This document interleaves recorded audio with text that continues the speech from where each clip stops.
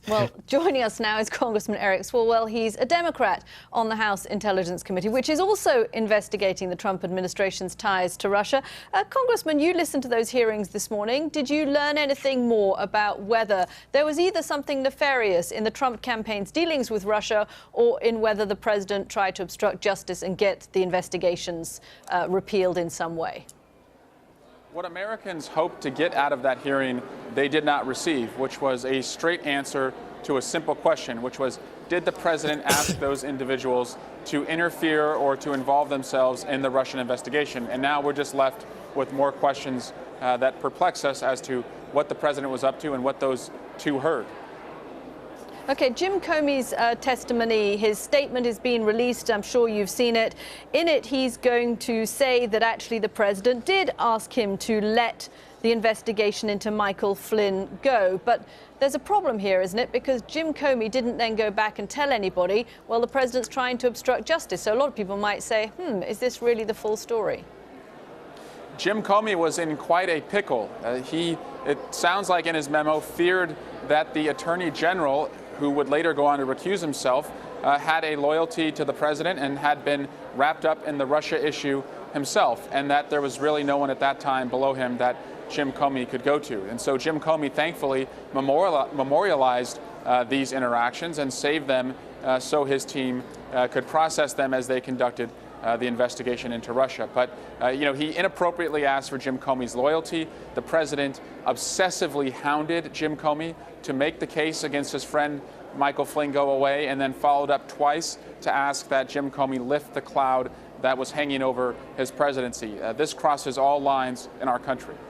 It's hugely anticipated, this hearing tomorrow, Congressman, and there'll be a lot of spin off the back of it. But it is possible, from a Democrat point of view, that there is no smoking gun. Yes, James Comey felt uncomfortable. Yes, he wrote the memo. But maybe it wasn't explicit from the president that he'd asked him to back off. It's pretty clear to me that when you ask somebody to make a case go away, that you are asking a chief law enforcement officer to use their power to help your friend who's being investigated around something that you were involved with. That crosses the line, and I think that'll be viewed such by Republicans and Democrats.